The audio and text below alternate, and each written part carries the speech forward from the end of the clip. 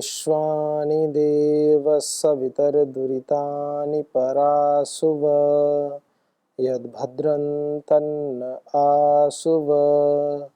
ओम शांति शांति शांति।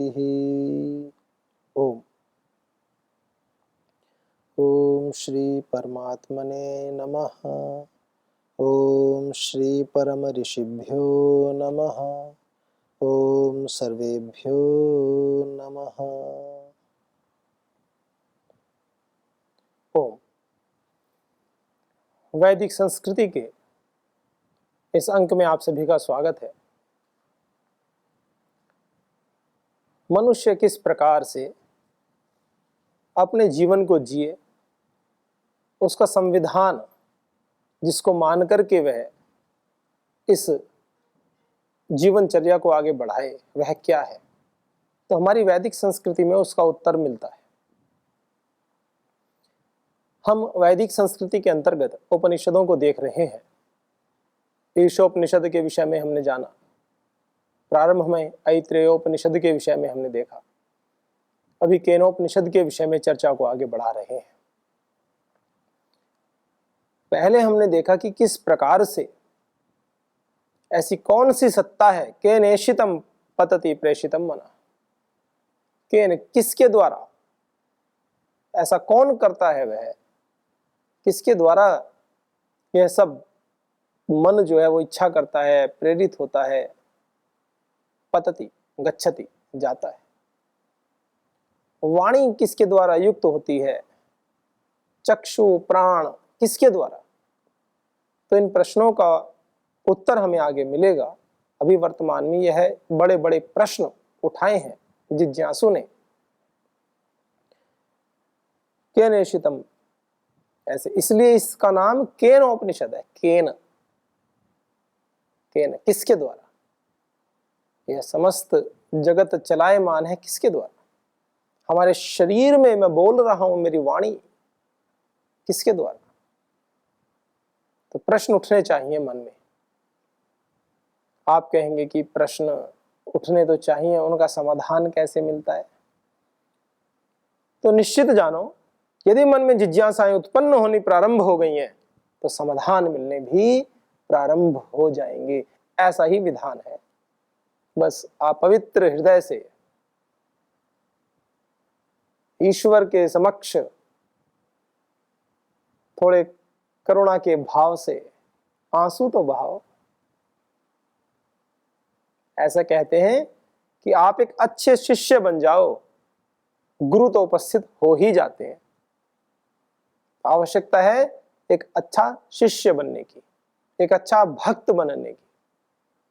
कहते हैं भक्त के वश में तो भगवान भी होते हैं।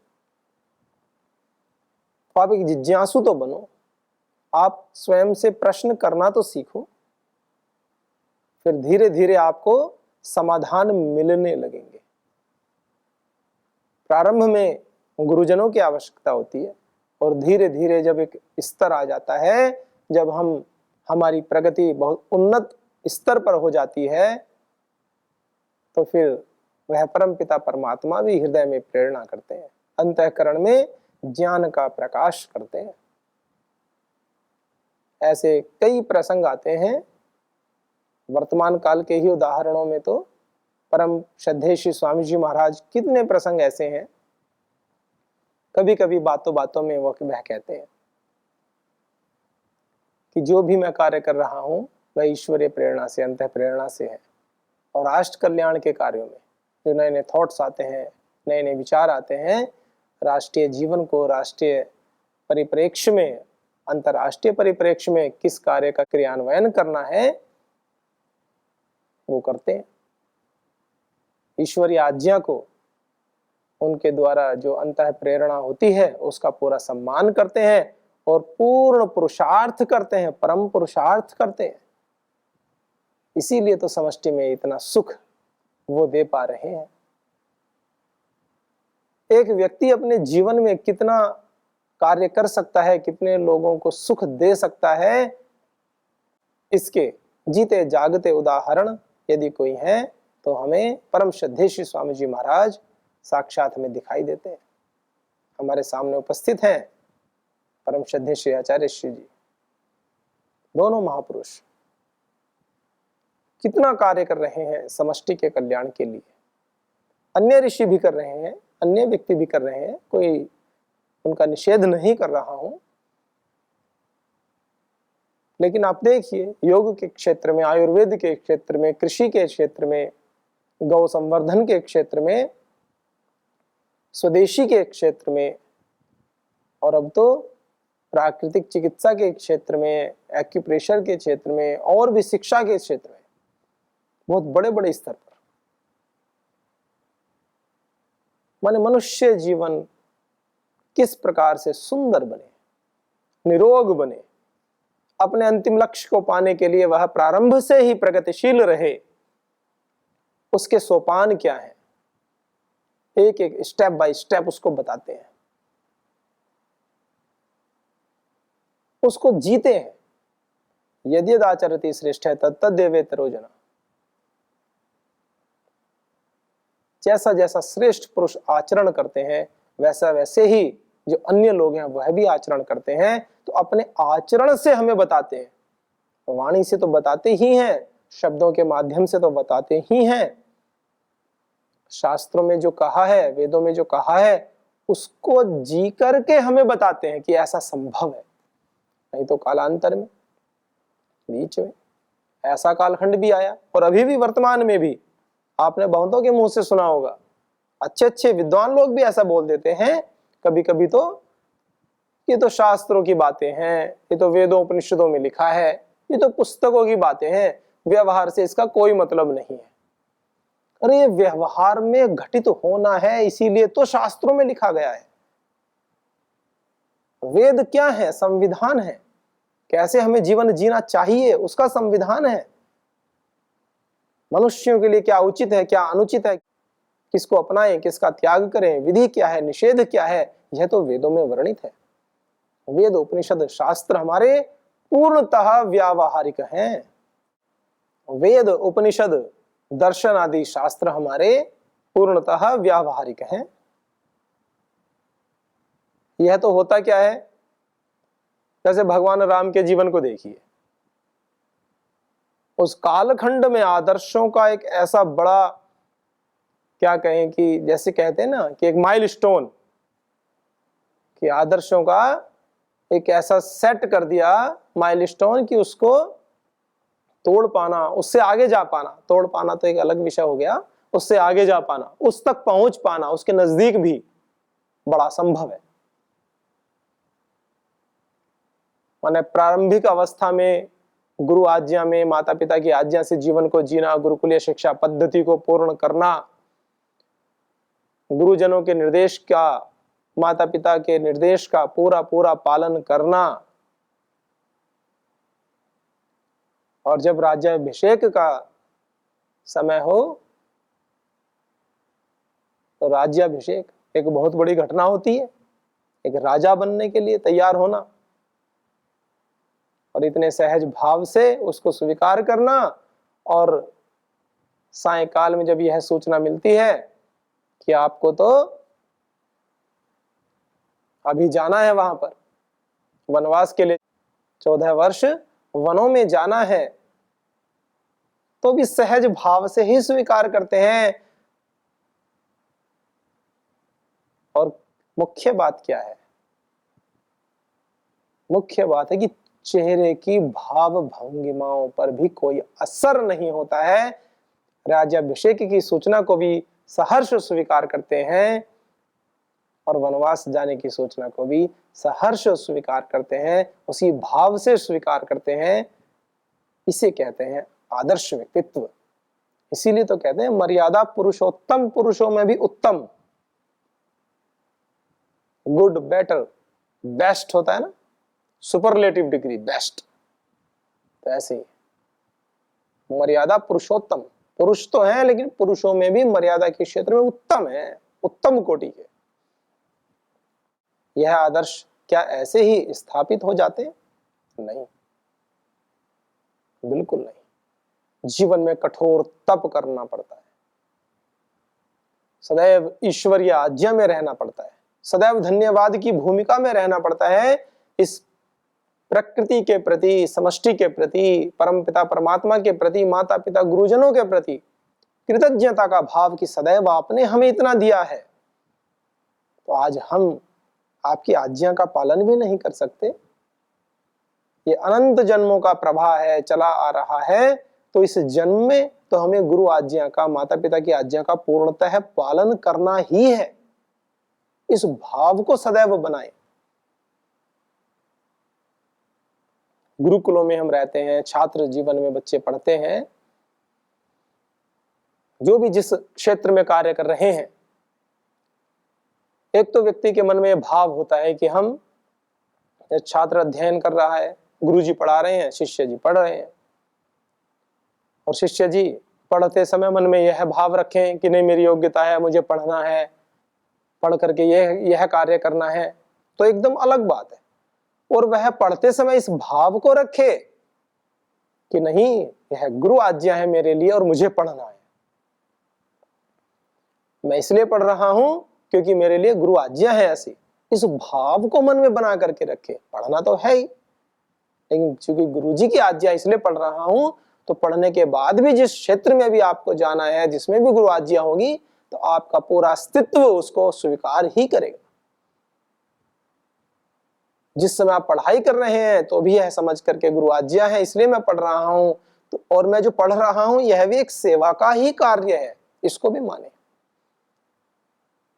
आनंद से करें सदैव।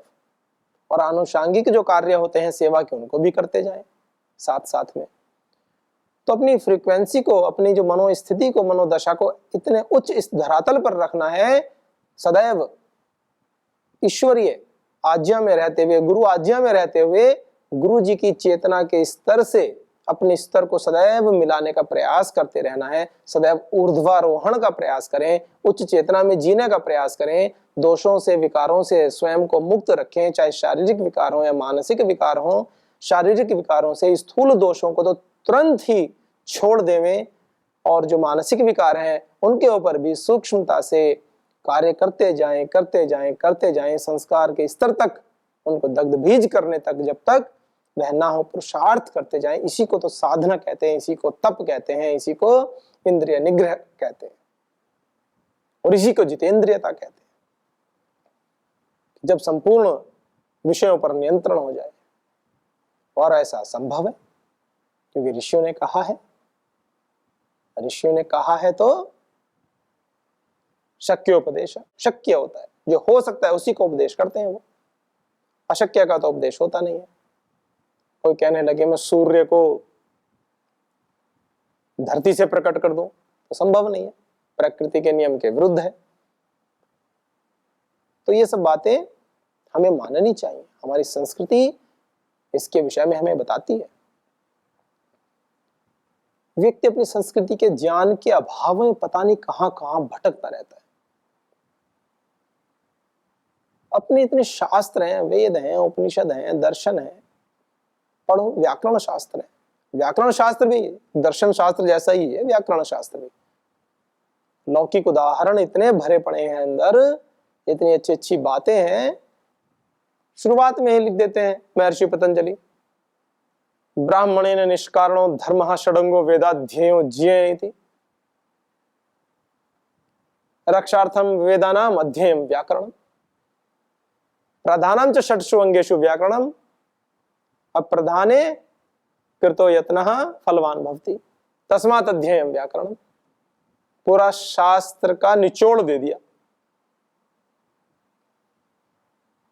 कि वेदों की रक्षा के लिए व्याकरण को पढ़ो, और निष्कारण धर्म बताया, कोई प्रयोजन नहीं है। जैसे जीने के लिए भोजन करना आवश्यक है, पानी पीना आवश्यक है, उसी प्रकार से यदि आपको पढ़ने लिखने की अच्छी सामर्थ्य है तो आप व्याकरण शास्त्र का अध्ययन करो, फिर दर्शनों का अध्ययन करो। व्याकरण की अच्छी समझ होगी तो दर्शनों के गूढ़ रहस्यों को, उपनिषद के गूढ़ रहस्यों को पकड़ पाओगे, समझ पाओगे। और नहीं पढ़ पाए व्याकरण तो हताश होने की बात क्या है, निराश होने की बात क्या है? ऋषियों ने उसके लिए भी मार्ग खोल दिए हैं, अवसर खोल दिए हैं कि जिन्होंने व्याकरण पढ़ ली है वो अच्छे से दर्शनों की व्याख्या करते हैं, उनकी व्याख्याओं को सुन लो, उनके सानिध्य में दर्शनों का, उपनिषदों का अध्ययन कर लो। माने इतने ऑप्शन खोल दिए हैं, इतनी तरह से आपके उत्थान के लिए सब लगे हुए हैं। बस आपको निश्चय करना है, आपको अपने संकल्प को प्रबल करना है कि हमें ऋषियों के बताए पथ पर चलना है, हमें इस वैदिक संस्कृति के पथ पर चलना है, इसको ठीक ठीक जानना है। कुछ लोग ठीक ठीक नहीं जानते और दूसरे संप्रदायों में उलझे रहते। किसी ने कुछ बता दिया, किसी ने नींबू रखा दो, काली मिर्च रखा दो, कहीं चादर चढ़ा दो, कहीं इधर उधर के कार्यक्रम कर दो, कहीं पानी पिला दो, किसी को शुद्ध कर दो और विशुद्ध कर दो। इस तरह के उल्टे सीधे कार्यक्रमों में लगे रहते हैं जहां विधि पूर्वक करने के लिए कुछ नहीं है। उन लोगों के जीवन में ही तप नहीं है, विधि के विरुद्ध आचरण करते रहते हैं। और ऐसे व्यक्ति सभी जगह मिल जाएंगे आपको, बस अंतर इतना है कहीं अधिक मिल जाएंगे, कहीं कम मिल जाएंगे। तो मूलतः हमें देखना होता है, हम जब भी कहीं भी किसी भी संप्रदाय को उसके प्रति रुचि हमारी हो जाती है किसी भी कारण से, इसका एक बहुत बड़ा षड्यंत्र भी होता है, बहुत बड़ा षड्यंत्र होता है। इधर उधर से चारों तरफ से ऐसा प्रोजेक्ट किया जाता है कि अमुक चीज बड़ी अच्छी है, अमुक संप्रदाय बड़ा अच्छा है। हम वैदिक संप्रदाय के लोग हैं, ये संप्रदाय भी नहीं कहा जा सकता। वेद तो हमारे संस्कृति में है, हमारे खून में। माने भारत के संपूर्ण वातावरण में वैदिक संस्कृति है। सृष्टि के आदिकाल में यदि प्राचीन ग्रंथ है ऋग्वेद, सभी मानते हैं। और 200 करोड़ वर्ष पुरानी सृष्टि के संविधान में वेद है।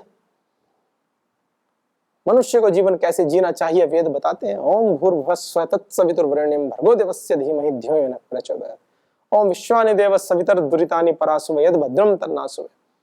ओम या मेधाम देवगणः पितरश्च उपासते तया मामद्य मेधया मेधाविनं कुरु। कितने सुंदर सुंदर मंत्र है, कितने सुंदर सुंदर वेद के मंत्र बोले। वेद में है सभी मंत्र। ऐसा पूरी दुनिया में कोई धर्मशास्त्र नहीं मिलता है जिसके अंदर साइंटिफिक बातें भी हों, शास्त्रीय बातें भी हों। सर्वे भवन्तु सुखिनः सर्वे सन्तु निरामयाः सर्वे भद्राणि पश्यन्तु मा कश्चित् दुःख भाग् भवेत्। समष्टि के कल्याण के लिए जहां बात कही गई हो ऐसा कहीं नहीं मिलता है। सभी में कुछ विशेष संप्रदाय के लोगों के लिए ही विशेष बातें हैं, बाकी को तो बिल्कुल ऐसा बता दिया कि उनका कल्याण तब हो सकता है जब आप उनके धर्म को, उनके संप्रदाय को अपनाओ।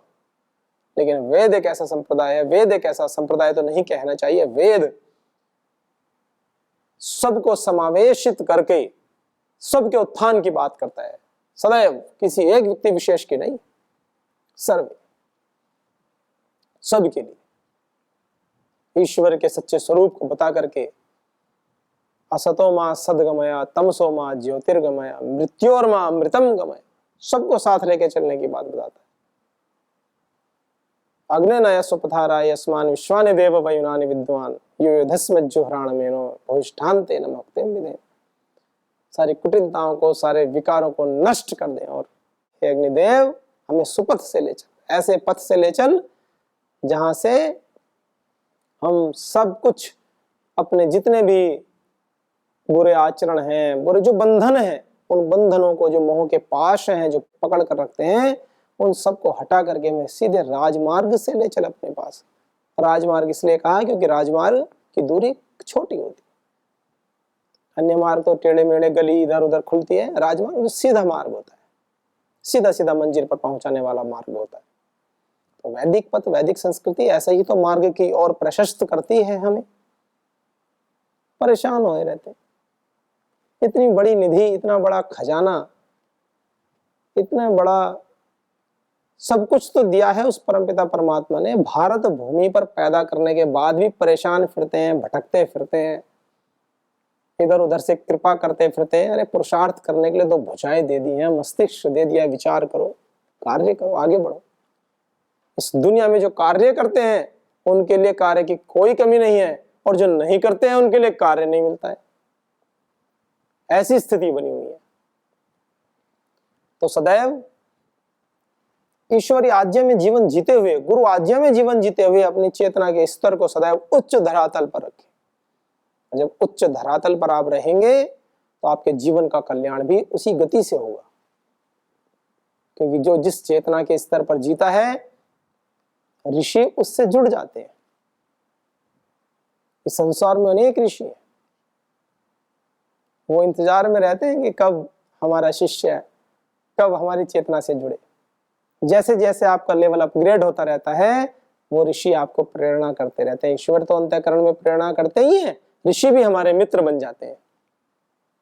एक तरफ भगवान जी की प्रेरणा, एक तरफ ऋषियों की प्रेरणा, और दोनों मिलकर के हमारा उत्थान कर देते हैं।